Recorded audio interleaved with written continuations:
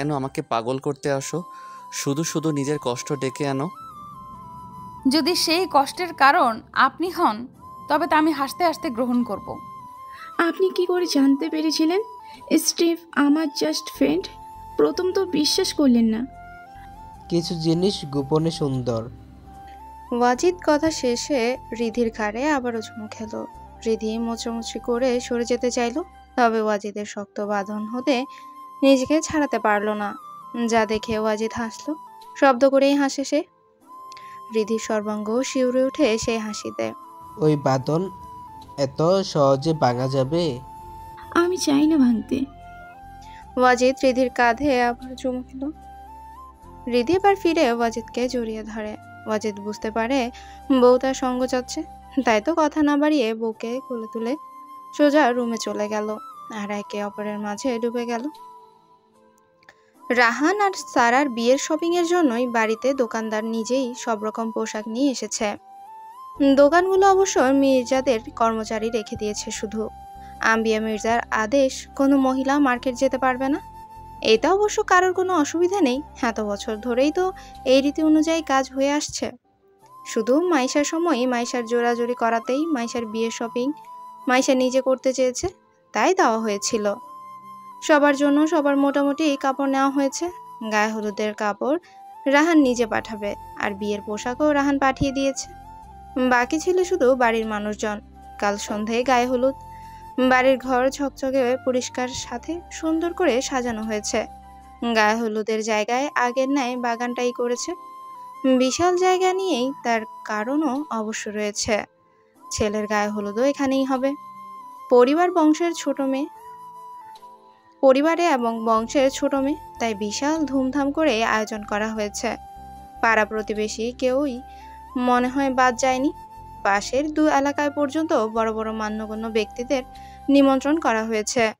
সবার কাপড় নেওয়া শেষে আম্বিয়া মির্জা বেশ দামি দেখে ভারী একটা শাড়ি নিল, একদম লাল টুকটুকে, যেটার দিকে সবাই কম বেশি হা করেই তাকালো, সাথে অবাকও। জাফর মির্জা তো স্ত্রীকে চোখ কটমট করে তাকিয়ে বলেই ফেলল, আমু, নিজের বয়সের দিকে একটু নজর দাও। এই বয়সে এসে তুমি এসব পড়বে? আম্বিয়া মির্জা কোনো প্রতিক্রিয়া করলো না, আর না কারো দিকে তাকালো।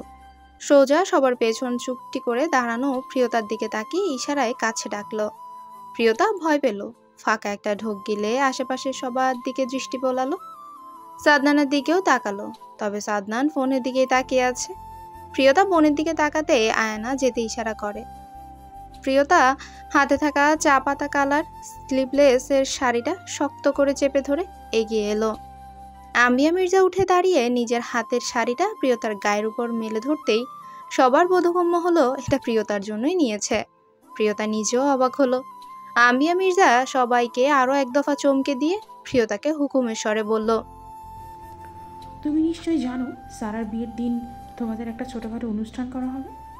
বিয়ের পরই এটা পরে রেডি হয়ে নেবে, আর বিয়েতে ওই চা পাতা কালার শাড়িটা পরবে, কেমন? প্রিয়তার চোখে পানি চলে এলো, তবে সেটা চোখের কোটরেই হতেই বেরিয়ে আসার আগেই আম্বিয়া মির্জা নিজের হাতের তালুর সাহায্যে মুছে নিলেন এবং কঠিন স্বরে বললেন, আমার সামনে একদম ন্যাকামো করবে না।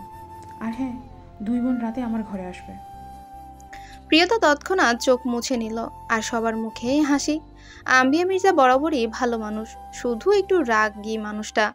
সাথে বেশ পুরনো দিনের নিয়ম কানুন মানে, এটাই যা, নয়তো ভীষণ ভালো মনের মানুষ। প্রিয়তা আগে থেকে জানতো অবশ্য এটা। শুধু প্রিয়তা না, মির্জা বাড়ির প্রতিটা সদস্যই জানে, তাই তো সাদনান দাদিকে কখনো কোনো বিষয়ে কিচ্ছু বলতে পারতো না। প্রিয়তা সাদনানের কাছে কিছু জানাতো। আচ্ছা দাদি। প্রিয়তা জানালেও আয়ানাও সম্মতি দিল। অতঃপর আবারও সেই কাপড় দেখায় মনোযোগী হলো। রাহাত আয়নার পাশেই দাঁড়িয়েছিল। সবাই যখন কাপড় দেখতে ব্যস্ত, রাহাত তখন আয়নার একটা হাত মুঠো করে ফিসফিস করে বলল, শুধু প্রশান্তির হাসি হাসলো। আয়না বরাবরই চুপচাপ, কথা কাটাকাটি কোনো দিনই সে করেনি রাহাতের সাথে, সবসময় কথা কম বলে। রাহাতের অবশ্য প্রথম প্রথম মনে হতো আয়না হয়তো ওর সাথে এমন, কিন্তু না, আয়না মানুষটাই এমন। থাকে না কিছু মানুষ অল্পতেই খুশি, আয়নাও ঠিক তাও এমন। প্রিয়তা, আয়ানা, সুফিয়া বেগম, সালেহা বেগম সবাই আম্বিয়া মির্জার রুমে উপস্থিত। আম্বিয়া মির্জা বসে আছে বিছানায়, সামনে অনেকগুলো গহনা রাখা। গহনাগুলো যে অনেক পুরনো সেগুলো এক দেখায় যে কেউ বুঝতে পারবে। তবে প্রিয়তা বুঝতে পারছে না তাদের এখানে ডেকে দাদি এগুলো কেন দেখাচ্ছে। ছোটনাথ বউ, এগুলো তুমি আমার দেওয়া শাড়িটার সাথে পরবে অনুষ্ঠানে, মনে থাকবে? কিন্তু আমি কিছু শুনতে চাই না। প্রিয়তা চুপ করে গহনাগুলো হাতে নিল।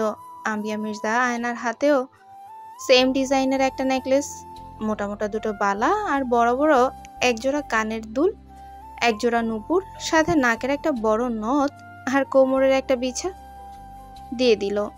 প্রিয়তা গহনাগুলো এক পলক দেখে নিল। গহনা সাজুগুজু এসবের প্রতি কোনো দিনেই দু বোনের বেশি আগ্রহ নেই। আম্বিয়া মির্জা গহনাগুলো দিয়ে আগের স্থানে বসে পড়ল আবার। অতঃপর দুই ছেলের বউয়ের উদ্দেশ্যে বলল, তোমাদেরও কিন্তু দেওয়া হয়েছে, আর তোমাদের মেয়েদের জন্যও আছে। তবে বালাজোড়া শুধু বাড়ির বউদের জন্যই, আর তারাই পায় সেটা। জি আম্মা। সুফিয়া বেগম বলল। তারপর সবাই আম্বিয়া মির্জার রুম হতে বেরিয়ে এলো। প্রিয়তা গুটি গুটি পায়ে রুমে এসে সেগুলো বিছানায় রাখে। সাদনানের উন্মুক্ত বুকে শুয়ে পড়ে। জোরে জোরে শ্বাস ফেলে বলল, দাদি দিয়েছে। তোমার নেই? দাদি দিয়েছে। ভালো তো। সাদনানের দায় সারা ভাব জবাব। প্রিয়তা আবার মুখের অবস্থা এমন করলো যেন কেঁদেই ফেলবে। সাদনান তড়িঘড়ি করে উঠে বসলো, বউকে নিজের বাহুজোরে আগলে নিল। মুচকি হেসে বলল, পাগল, মজা করছিলাম। প্রিয়তা তাও নাক টানে। ও ভেবেছে হয়তো সাদনান রাগ করে এসব বলেছে। সাদনান বউকে বুকের উপর আগলে রেখেই হঠাৎ জানতে চাইল, ঔষধ খেয়েছো? প্লিজ। কণ্ঠে আকতি। সাদনানের বুকের ভেতর ধক করে উঠল। সে কি একটু বেশি করেছে? সাদনান প্রিয়তাকে নিজের বুকের উপর হতে আলগা করলো। দু হাতের আঁচল নিয়ে নিল প্রিয়তার মুখখানা। প্রিয়তার দৃষ্টিতে কেমন আকুলতা, কিছু পাওয়ার জন্য আবেদন। সাদনান সেদিকে তাকিয়ে থমথমে থতমত খেলো। ফিরাবে না বউকে। আল্লাহ যদি চায় তবে আর কোনো কৃত্রিম পদ্ধতি ব্যবহার করবে না। দেখা যাক কি হয়। আমার তুমিকে সুস্থ দেখতে চাই, সব দিক সামলে চলবে। প্রিয়তা কি বুঝলো কে জানে, শক্ত করে জড়িয়ে ধরলো সাদনানকে। সাদনান নিজেও বউকে আগলে নিল। একটু তো লজ্জা পাওয়া উচিত ছাড়ু। সারা মাইশার কথা শুনে মুখ ভেঙচি কেটে কোনো কথা বলে না। মাইশা হতাশার শ্বাস ছাড়ে। এই মেয়েকে বলেও কোনো লাভ নেই। কে বলবে এই মেয়ের বিয়ে আজ? দেখো কত সুন্দর সবার সাথে হেসে হেসে আড্ডা দিচ্ছে। একটু তো লজ্জা শরম পাওয়া উচিত কোনের। নিচে অনেক মানুষ, আশা করি সেখানে ভদ্রভাবে থাকবি, নয়তো দাদিকে ডাকবো। মাইশার কথা শেষ করে চলে গেল। মাইশা যাওয়ার পরই সারাকে কয়েকজন মেয়ে মিলে হলুদের অনুষ্ঠানের জায়গায় নিয়ে এলো। সারা আর রাহানের হলুদের অনুষ্ঠান শেষ হয়েছে। রাহানরা আবার তাদের বাড়ি ফিরে গিয়েছে। এখন শুধু সবাই যে যার মতো মজা করছে। প্রিয়তা সারার পাশেই বসে আছে। তার ঠিক বরাবর সাদনান দাঁড়িয়ে কথা বলছে কিছু লোকের সাথে। প্রিয়তা সাদনানের দিকেই এক দৃষ্টিতে তাকিয়ে আছে। সাদনান একবারের জন্য তাকায়নি। অবশ্য বাড়ির পুরুষ লোক ছাড়া বাহিরের লোক এদিকে আসা নিষিদ্ধ। সালেহা বেগম কোথা থেকে হন্তদন্ত হয়ে ছুটে এলো। এখানে আর বসে কাজ নেই, যা ফ্রেশ হয়ে চট করে শুয়ে পড় গিয়ে। সারা মায়ের মুখের পানে একবার তাকালো। কালকের পর থেকে আর এই মুখটা রোজ সকালে ঘুম ভেঙে দেখা হবে না। ও মা দেখো, এখনো বসে আছি। পিউ, ওকে নিয়ে যা তো। প্রিয়তাকে উদ্দেশ্য করে বলে সালেহা বেগম। প্রিয়তা সম্মতি দিয়ে জানায়, আচ্ছা মা। সারা চোখে হালকা পানি এলো, তবে তা গড়িয়ে পড়ার আগেই মুছে নিয়ে প্রিয়তার সাথে চলে গেল। সারা আর রাহানের বিয়েটা খুব সুন্দর করেই হয়ে গেল। একটু তাড়াহুড়ো সহিতেই হয়েছে। বেলা এখন 2টো। সারা বিয়ে শেষ, ওদের একসাথে বসানো হলো। ততক্ষণে প্রিয়তাকেও সাজিয়ে গুজিয়ে নিয়ে এসেছে আম্বিয়া মির্জা। কেউ কেউ অবাকও হলো, কেউ আবার প্রশংসাও করলো। অবাক হওয়ার অবশ্য অনেক কারণ রয়েছে, সাথে প্রশংসা করারও। সবাই প্রিয়তাকে এটা সেটা দিচ্ছে, কেউ আবার আগেই দিয়ে দিয়েছে। প্রিয়তার পাশেই আম্বিয়া মির্জা বসে আছে, কিন্তু হঠাৎ করে উনি উঠে চলে গেল। প্রিয়তার এবার ভীষণ অস্বস্তি হতে লাগলো। এত মানুষের ভিড়ে পরিচিত মুখ খুব কমই আছে, তাও আবার সবাই দূরে দূরে। শুধু মাইশা একটু কাছে আছে, তাও মাইশা নিজেও অসুস্থ, তাকে তার মা সুফিয়া বেগম আগলে দাঁড়িয়ে আছে। আয়ান নেই, এখানে থাকলে ঠিক বোনের পাশে দাঁড়িয়ে থাকতো। আর আয়ানা, সে তো ইনিয়াকে নিয়ে হয়রান। রাহাত নিজেও হয়তো কোথাও কাজ করছে। প্রিয়তা সবার সাথে হেসে হেসে কথা বলছে, তবে ভেতরে ভেতরে ভয়ে লজ্জায় আড়ষ্ট সে। ঠিক তখনই কোথা থেকে যেন একজন বলিষ্ঠ শরীরের লোক প্রিয়তার পাশে ধপ করে বসে গেল। প্রিয়তার ভাবনায় বিভোর ছিল, তাই হঠাৎ এহেন ঘটনায় হকচকে উঠে সরে বসতে চাইল। তবে পাশে বসা সুদর্শন পুরুষ সাদনান তা হতে দিল না। নিজের দানবীয় হাতখানা বইয়ের কোমর চেপে ধরে। প্রিয়তা ততক্ষণাৎ চোখ ফিরিয়ে দেখে ব্যক্তিটাকে, যে এখন কি সুন্দর হেসে হেসে সামনে কিছু লোকের সাথে কথা বলতে ব্যস্ত। প্রিয়তা সাদনানকে দেখে একটু স্বাভাবিক হলো, ধীর স্থির করলো নিজেকে। আমি আছি না, এত নার্ভাস কেন হচ্ছিলে? আগে ছিলেন না। কে বলেছে? না থাকলে দেখলাম কি করে তুমি নার্ভাস? প্রিয়তা এবার থতমত খেলো, সত্যিই তো। তবে পরক্ষণে কিছু মনে হতে জিজ্ঞাসা করলো, তাহলে তখন আসলেন না কেন? ছিলাম, তুমি দেখোনি। প্রিয়তার কথা বাড়ায় না, চুপটি করে থাকে সাদনান নিজেও। বিকেল 5:30টার দিকে সারাকে বিদায় দিবে সবাই, তোড়জোড় চলছে। বাড়ি কাছে হওয়াতে কেউ তেমন তাগাদা দেয়নি, কিন্তু এখন তো রাত হয়ে আসছে, তাগাদা দিতেই হয়। কিন্তু সারা, সে তো কতক্ষণ বড় ভাই, কতক্ষণ ছোট ভাই, তো কতক্ষণ মাকে একে একে সবাইকে জড়িয়ে ধরে কান্নাকাটি করেই যাচ্ছে। কত সুন্দর করেই না সেজেছিল পার্লারের মেয়েগুলো থেকে, নিজেকে দেখিয়ে দেখিয়ে বলেছিল। কিন্তু এখন সেই সাজের 12টা বেজে গিয়েছে। বেশ অনেকটা সময় পর রাহানের বাবা আজম মির্জাকে ইশারায় কিছু বোঝাতেই তিনি এগিয়ে এসে মেয়েকে আগলে নিয়ে রাহানের হাতে মেয়েকে তুলে দিল। রাহান হাতটা শক্ত করে ধরে সেভাবে গিয়ে গাড়িতে বসে। সাদনান সেদিকে এগিয়ে যায়। রাহান কঠিন স্বরে কিছু বলে, যা সারার কানে যায়, কিন্তু ততটা গুরুত্ব দেয় না। রাহান মুচকি এসে আশ্বাস দিয়ে জানালো, তোদের মতো এমন বিলাসবহুল জীবন হয়তো দিতে পারবো না, কিন্তু ভালোবাসার কোনো কমতি হবে না ইনশাআল্লাহ। গাড়ি ছেড়ে দিল। সাই সাই করে গাড়ি ছুটে দৃষ্টির আড়াল হলো।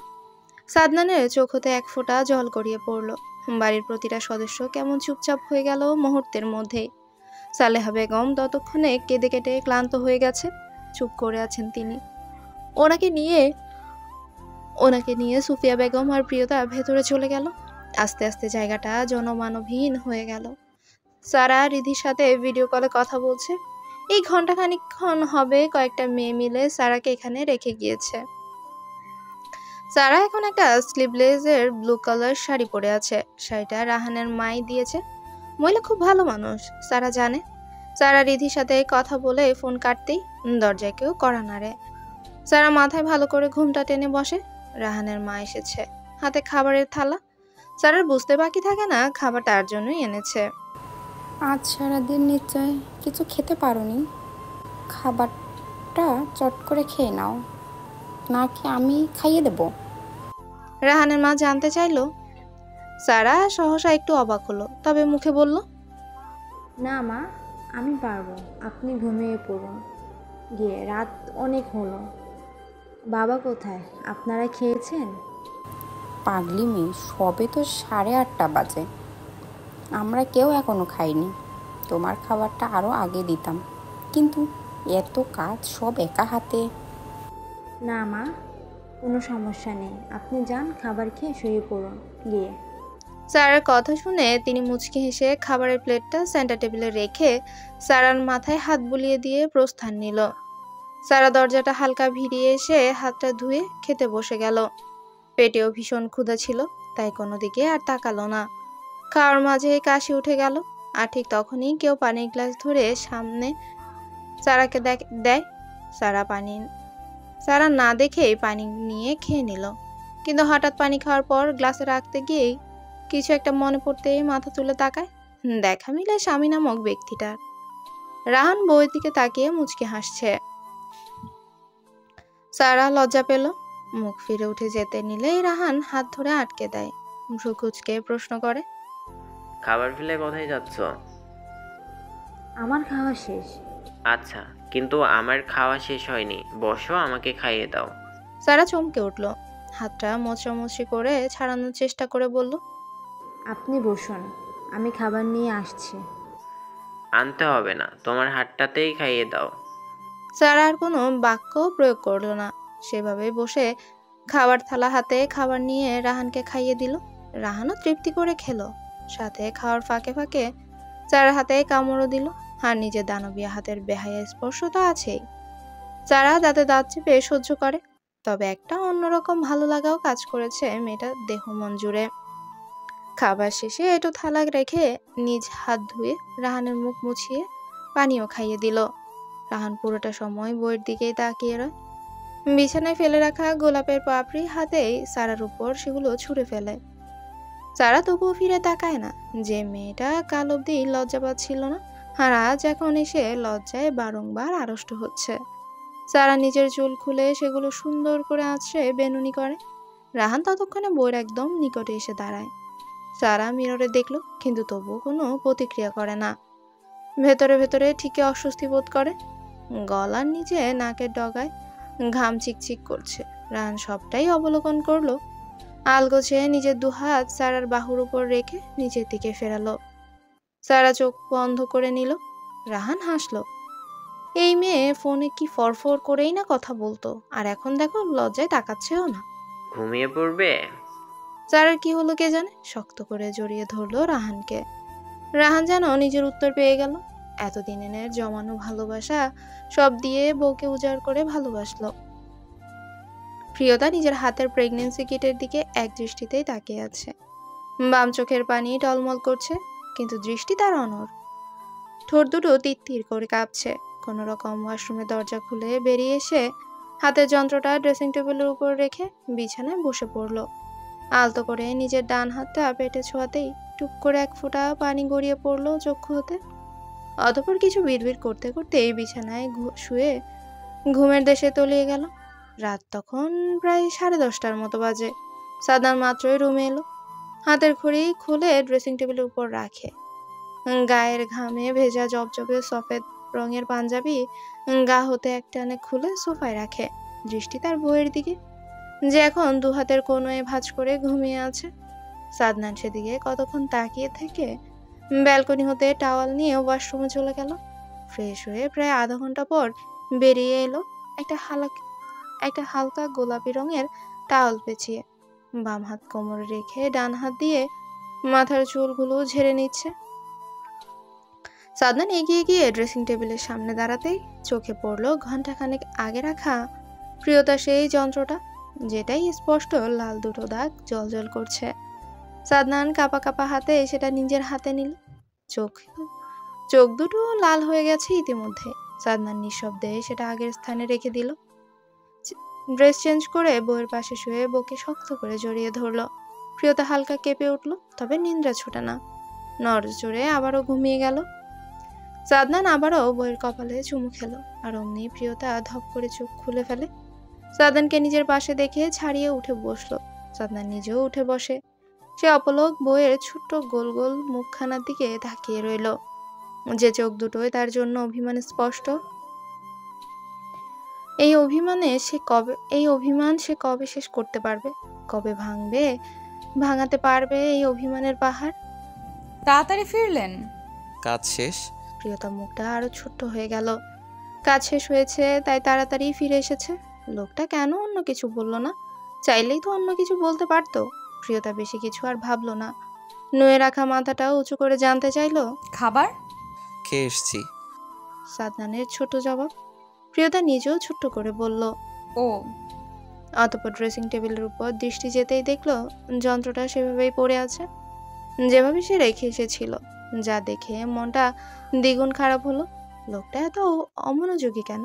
পাশ ফিরে শুয়ে পড়তে চাইলো, কিন্তু সাদনান তা হতে দিল না। নিজের শক্ত হাতের সাহায্যে টেনে নিয়ে আসে নিজের বক্ষে, শক্ত করে চেপে ধরে। প্রিয়তাকে ছুটতে চাইলো না, কোনো শব্দও করলো না, পরে রইল সেভাবেই। সাদনান বইয়ের এলোমেলো চুলের ফাঁকে চুমু খেলো, মৃদু স্বরে জানতে চাইলো, চুল বিনুনি করনি কেন? ইচ্ছে করেনি। সাদনান হাসলো, তবে শব্দহীন হাসি। বইয়ের অভিমান এবার বেশ জড়ালো। কিভাবে ভাঙাবে এটা ভেবে একটু চিন্তিত হলো। থমকে মুখ করে বউকে নিজের থেকে ছাড়িয়ে নিল। এগিয়ে এসে চিরুনি নিয়ে প্রিয়তাকে পাশ ফিরিয়ে বসিয়ে চুল আঁচড়াতে লাগলো। প্রিয়তা চুপ করে রইল।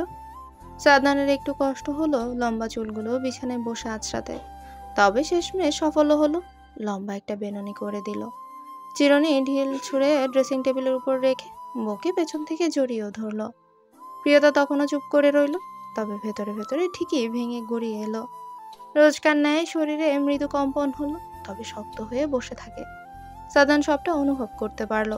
বইয়ের ঢোলা ঢোলা কুর্তি ঘাড় হতে সরিয়ে উন্মুক্ত ঘাড়ে নিজের পুরুষালী শক্ত অধর ছুঁয়ে মৃদু কণ্ঠে বলল, এত অভিমান করলে চলে? জানো তো, কিছু পেতে হলে কিছু দিতে হয়। এই কয়টা মাসই তো বাবাকে এমপি পদে নিয়োগ করছি, আর আমি এমপি পদ হতে পদত্যাগ করছি। কথাটা প্রিয়তার কর্ণপাত হতেই প্রিয়তা নড়াচড়া করে ছুটতে চাইল। কিছু বলবে তার আগেই সাদনান আগের চেয়ে দ্বিগুণ চেপে ধরে নিজের সাথে। অতঃপর বলে, নরচর নয়, আগে সবটা বলি। ওয়াসিফ দেওয়ান মন্ত্রী পদত্যাগ করেছে, সেখানে আমাকে সিলেকশন করা হয়েছে। প্রিয়তা এবার অবাক হলো, সাথে ভীষণ খুশি। সাদনানের বাঁধন ততক্ষণে হালকা হয়েছে। প্রিয়তাও সেই সুযোগে ফিরে জড়িয়ে ধরলো সাদনানকে। সাদনান নিজেও শক্ত করে জড়িয়ে ধরে। বউ তার ভীষণ আদুরে, একটু আদুরে স্পর্শ করলেই গলে যায়। এখন বলো, তুমি কেন বলনি আমায়? আপনি বাবা হবেন আর আমি মা। সাদনান বলার আগেই প্রিয়তা বলে ফেল। সাদনান বউয়ের কণ্ঠে স্পষ্ট লজ্জার আভাস পেল। প্রিয়তা কথাটা বলেই জোরে জোরে শ্বাস টানে, যা সাদনানকে আরো মাতাল করে। নিজের সাথে আরো কিছুটা চেপে ধরে বউকে। আদর চাই। সাদনানের কথার বিপরীতে কোনো জবাব দিল না, তবে আরো নুয়ে গেল। সম্মতি লক্ষণ দেখা দিল। সাদনানের ভ্রু কুঁচকে এলো। এই মেয়ে তাকে পাগল কেন করছে? যদি কোনো সমস্যা হয় পড়ে, আর বউয়ের শরীরে যা অবস্থা, তাকে সামলাতে পারবে তো? সাদনান কিছুটা চিন্তিত কণ্ঠে জানতে চাইল, সহ্য করতে পারবে যদি কিছু হয়? কিছু হবে না। সাদনান বউয়ের রূপ কথা এমন রোমাঞ্চকর মুহূর্তেও হাসি পেল।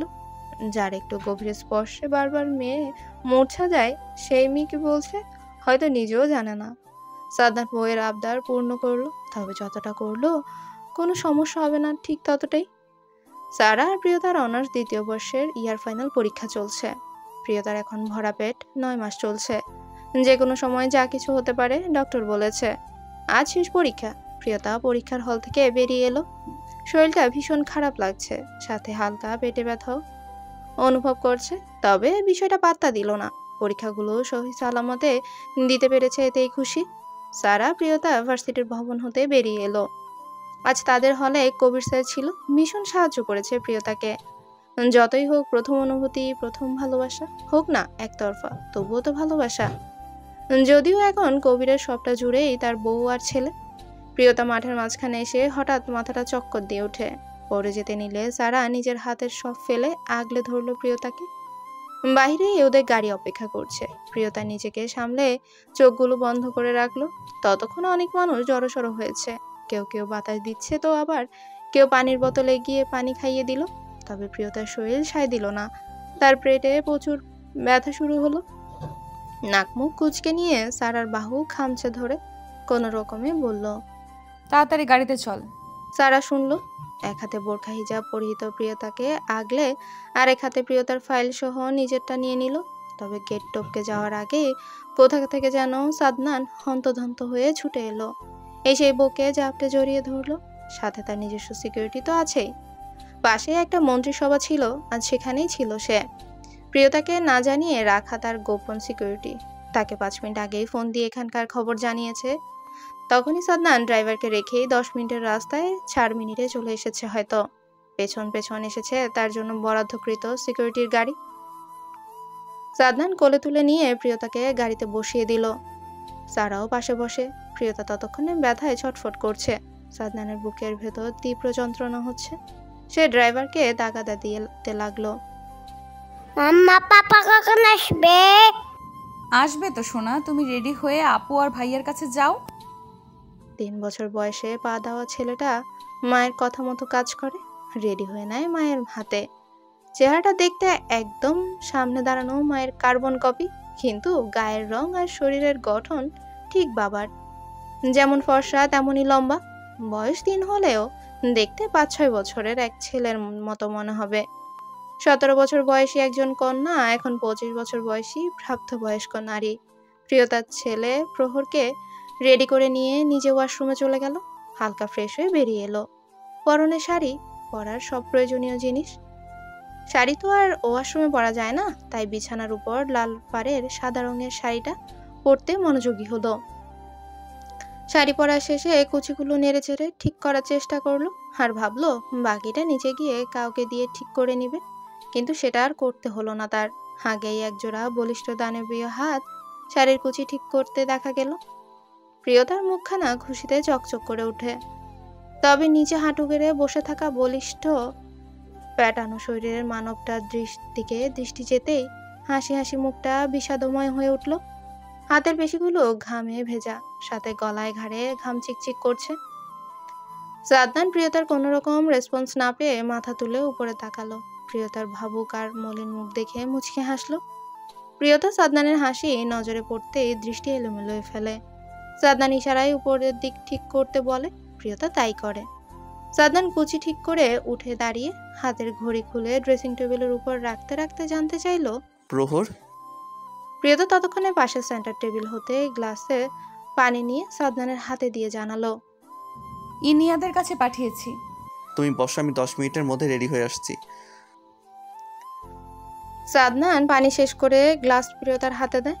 গায়ে সাদা রঙের পাঞ্জাবিটার উপর পরে থাকা কালো কুর্তিটা খুলে, পরপরই পাঞ্জাবিটাও একটানে গা হতে খুলে সোফায় ফেলে টাওয়াল নিয়ে ওয়াশরুমে চলে গেল।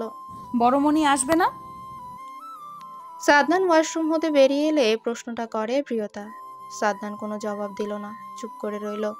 সে জানে প্রিয়তা এতক্ষণ হাত গুটিয়ে নিশ্চয়ই বসে নেই, তাই জবাব দেওয়ার প্রয়োজন মনে করলো না। প্রিয়তা এবার ফুঁসে ওঠে, এগিয়ে এসে সাদনানের ঠিক বরাবর দাঁড়িয়ে আবারও বলল, আপনি তো বলেছিলেন মনিকে নিয়ে আসবেন, তাহলে? সবটা তো জেনেই গিয়েছো। কিন্তু এটা কথা ছিল না, আপনি কথা দিয়েছিলেন নিয়ে আসবেন বলে। সাদনান কোনো প্রতি উত্তর করে না। কি জবাব দিবে? সে তো নিজের সাধ্যমতো চেষ্টা করেছে, কিন্তু শেষমেশ সফল হতে পারলো নাকি তাকে সফল হতে দিল না তার ভাগ্য। সাদনানের খুব করে আজ থেকে 1 মাস আগের কথা মনে পড়ে গেল। সেদিন প্রিয়তার 25তম জন্মদিন ছিল, আর প্রিয়তা সাদনানের কাছ থেকে উপহার স্বরূপ মিতা সওদাগরকে দেশে আনার প্রস্তাব রেখেছিল। সাদনান আশ্বাস দিয়ে বলেছিল আনবে, কিন্তু সমস্যা হলো মিতা সওদাগর আসতে কিছুতেই রাজি নয়। সে আসবে না। সে এখন বিদেশে তার ভাইয়ের বাড়ি আছে, তিনি সেখানেই থাকবে। শফিক সওদাগর নিজেও চেষ্টা করেছেন, তবে মিতা সওদাগর রাজি নয়। তার সাথে সাদনান একটু আগেও মিতা সওদাগরের সাথে কথা বলেছে। তার শেষ কিছু উক্তি ফোনে রেকর্ড করে রেখেছিল, আর প্রিয়তা একটু আগে যে সেগুলো সাদনানের ফোন থেকে শুনেছে। তবে কথাগুলো ভীষণ স্নেহময় ছিল। সাথে কি ছিল প্রিয়তা জানে না, তবে তার মায়ের জন্য কষ্ট হচ্ছে, আর তাই তো না চাইতেও সাদনানের উপর সব রাগ উগরে দিয়েছে। সাদনান বুঝতে পারলো। প্রিয়তার হাত দুটো নিজের শক্ত হাতের সাহায্যে বুক হতে নামিয়ে নিজেই জড়িয়ে ধরল প্রিয়তাকে। প্রিয়তার ফোঁপানো শব্দও শোনা গেল অনেকক্ষণ, যা সাদনানের বক্ষদেশ ভীষণ বাজেভাবে ক্ষতবিক্ষত করে রক্তক্ষরণ হলো হৃদয়ে। সাদনান বুকে সান্ত্বনার বাণী দিয়ে বলল, মনি তো রাগ করে নেই, তিনি তোমাদের জন্য সব সময় দোয়া করে। কিন্তু আর কোনো কিন্তু না বউ, রাত কয়টা বাজে সে খেয়াল আছে? তার উপর আবার বাসর করতে হবে তো। সাদনানের কথা শুনে প্রিয়তা লজ্জায় মিয়ে গেল। বিড়বিড় করে বলে উঠল, বয়স হচ্ছে, ছেলে বড় হচ্ছে, সেদিকে খেয়াল আছে? বয়স সেটা তো তুমি প্রতি রাতেই বুঝতে পারো, আর ছেলে, তার জন্য তো একটা বোনের প্রয়োজন। প্রিয়তা টু শব্দও করে না। সাথে কথায় সে এই লোকের সাথে কোনোদিনও পারেনি, তাই কথা না বাড়িয়ে সাদনানের ড্রেস বের করে দেয়। সাদনান বউয়ের সামনেই রেডি হয়ে নেয়। হতপর বেরিয়ে এলো রুম হতে। একটা টেবিলে 5টা বাচ্চা বসে আছে, তার মধ্যে 3টে বাচ্চা বেশ হাসি খুশি, কিন্তু 2টা বাচ্চা একদম গম্ভীর। দেখে বোঝা যাচ্ছে বয়স কম হলেও এরা ভীষণ ম্যাচিওর। ইনিয়া এখানে সবার বড়, কিন্তু আচরণ প্রকাশ করে যেন বাচ্চা। আর তুরাগ, সে তো বাবা মায়ের বাধ্যগত, ঠিক যেন কবির খান, সে তার বাবাকে অনুসরণ করে। আর আয়ান, মাইশার ছেলে মিশান, সেও ভীষণ দুষ্ট। পাশেই সারা আর রাহানের ছেলে সোহান বসে দুষ্টুমি করছে। যদি দুষ্টুমির অ্যাওয়ার্ড দেওয়া হতো তবে সে প্রথম হতো, আর যদি প্রথম না হয় তবে দ্বিতীয় সে হবেই, এটা কেউ আটকাতে পারবে না। আর এখানে সবার ছোট্ট ওয়াজিদ আর রিধির মেয়ে কত হবে? এই তো হবে হয়তো বছর 1.5 বছর, দেখতে যেন একদম কার্টুনের মতো। সেই প্রথম বাংলাদেশ এসেছে, তাও আবার সপ্তাহ আগে, তাই খুব বেশি একটা কারো কাছে যাচ্ছে না।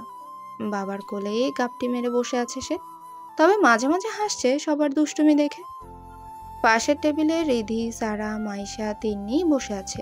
একটু আগে কেক কাটা হয়েছে, এখন খাওয়া দাওয়া শেষ, বাইরে সব মানুষ চলে গিয়েছে, শুধু কজন মানুষ রয়ে গেছে। আজ সবাই মির্জা বাড়িতে থাকবে। রাত প্রায় 11:30। রাহান একটা ক্যামেরা নিয়ে ফিরে এলো, সবাইকে এক জায়গায় জড়সড়ো করেই একটা ছবি তুলে সবাইকে এক ফ্রেমে বন্দি করে নিল। ছবি তোলা শেষ, বড়রা সবাই ঘুমোতে গেল, আর বাচ্চারা সবাই বায়না ধরে একসাথে ঘুমোবে। সবাইকে নিচে বড় গেস্ট রুমে দেওয়া হলো, সাথে একজন কেয়ারটেকারকেও রুমে থাকতে দেওয়া হলো। সারা নিজের রুমে এসে ফ্রেশ হয়ে এলো, রাহান নিজেও ফ্রেশ হয়ে এলো। সারা তখন নিজের শরীরে কিছু কৃত্রিম প্রসাধনী ব্যবহার করছে। রাহান এগিয়ে এলো, বইয়ের খুব নিকটে এসে দাঁড়ালো, সারা দিকে নেশালো দৃষ্টিতে তাকিয়ে বলল, আমাকে আর কত জ্বালাবে? যেখানে আমার তুমি সেখানে আমি আমাকে জ্বালাবো কেন? নিজেকে কখনো জ্বালানো যায়? যাই তো, এই যে তোমার এই রূপে আমাকে ভীষণভাবে জ্বালায়। সারা লজ্জা পেল, মুখ ফুরিয়ে নিয়ে পাশ কাটিয়ে চলে যেতে নিলেই রাহান আগলে ধরলো। বউকে কষ্ট করে বিছানায় যেতে হলো না, আর না ভালোবাসতে সবটাই নিজে করলো। ওয়াজিদ রিধিকে নিয়ে হাঁটতে বেরিয়েছে। আগে সে পুরনো তাদের স্কুল কলেজ জীবনের সেই জায়গা, যেখানে ওয়াজিদ রিধির জন্য অপেক্ষা করত। সুযোগ পেলেই যে বড় হিজল গাছটা নিচে বসে দুজনের সুখ দুঃখের কথা বলতো, এখন তারা ঠিক সে জায়গাটাই বসে আছে। রিধি ঠিক আগের মতো করেই ওয়াজিদের কাঁধে মাথা রেখে বসে আছে। আকাশে বিশাল বড় চাঁদ হয়তো পূর্ণিমা এখন। কদিন পর তো আবার নতুন চাঁদ উঠবে, রোজা আসবে। রোজার কথা মনে হতেই রিধি ওয়াজিদের কাঁধ হতে মাথা তুলে ওয়াজিদের মুখের দিকে তাকিয়ে কৌতূহল নিয়ে জিজ্ঞেস করলো, আমরা আবার চলে যাব? ওয়াজিদ হাসলো রিধির এমন কাতর গলায় প্রশ্ন শুনে। মেয়েটা ইতালি একদম যেতে যাচ্ছে না, আসার পর থেকেই এমন বায়নাটা ধরেছে। এসেছে 1 সপ্তাহ আগে, কিন্তু এই একটা প্রশ্ন হয়তো 14 বার করেছে। ওয়াজিদের মুখে হাসি দেখে রিধির গলা শুকিয়ে এলো। যাচ্ছি না। এর পরপরই ওয়াজিদের কণ্ঠে অনাকাঙ্ক্ষিত কথা শুনে খুশি হয়ে গেল রিধি। শক্ত করে জড়িয়ে ধরলো ওয়াজিদকে। ওয়াজিদ নিজেও ধরলো।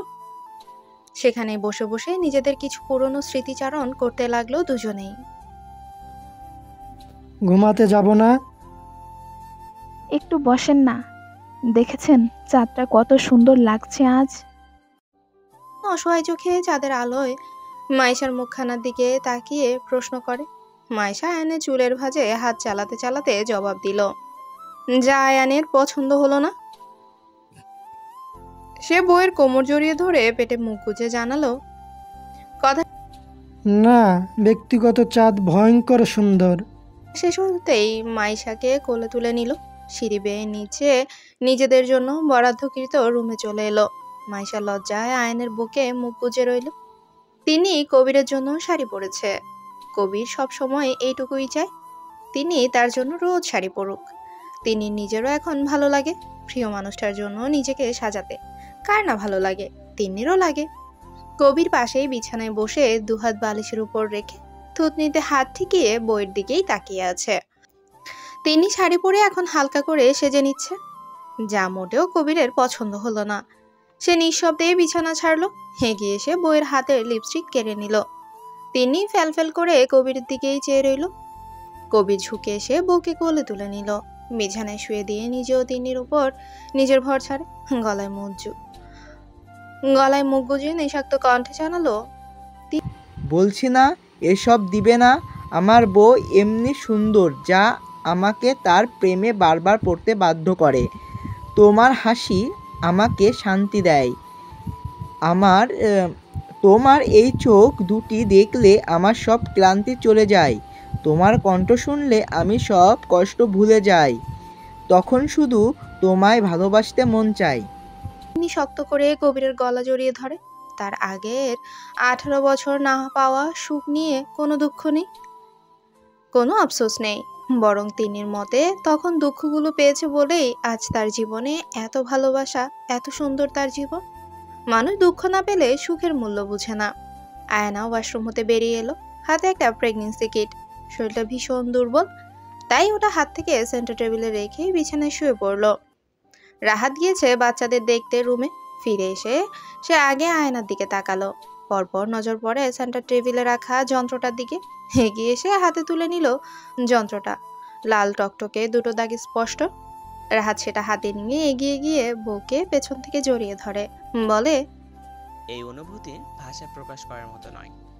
আমি দ্বিতীয়বারের মতো বাবা হব। আয়না কিছু বলল না, চুপ করে রইল। তবে পাশ ফিরে ঠিকই জড়িয়ে ধরে রাহাতকে। বউ, এটা ঠিক না। আপনি যে করেন সেটা ঠিক। সরি না সোনা, বিজি ছিলাম আমি, তবে রোজার পর পাক্কা প্রমিস নিয়ে যাব। কি হলো প্রিয়তার কে জানে। ওয়াশরুমে দরজা খুলে বেরিয়ে এলো, আর সাদনান ঝট করে বউকে কোলে তুলে বিছানায় ছুঁড়ে ফেলে। প্রিয়তা হাসে। এই লোককে রাগাতে তার এখন ভীষণ ভালো লাগে, অথচ আগে কি ভয়টাই না পেত। একটা কথা বলতে গেলে 6 বার ভাবতো, কিন্তু অভিমান ঠিক করে থাকতো।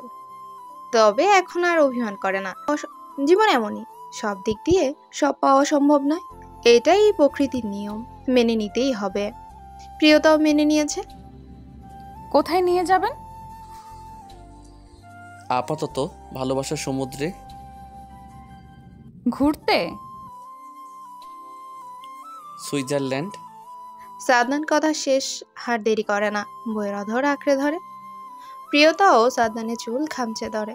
বেশ অনেকটা সময় নিয়েই সাদনান প্রিয়তাকে ছেড়ে দুষ্টু হেসে জানালো, 5 বছর পর ফুল ফ্যামিলি যাচ্ছি।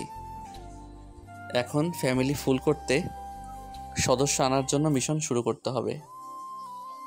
ভালোবাসা সত্যিই সুন্দর, যদি ভালোবাসার মানুষটা সঠিক হয়।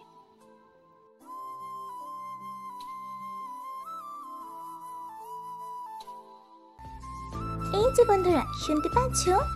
প্রতিদিন নিত্য নতুন রোমান্টিক ভালোবাসার গল্প পেতে আমাদের ভয়েস অফ এমডি সাগর চ্যানেলটি সাবস্ক্রাইব করে পাশে থাকা বেল আইকনে ক্লিক করো না প্লিজ। আর হ্যাঁ, গল্পটি যদি ভালো লেগে থাকে তাহলে লাইক, কমেন্ট, শেয়ার করতে ভুলবে না। কেমন? ধন্যবাদ।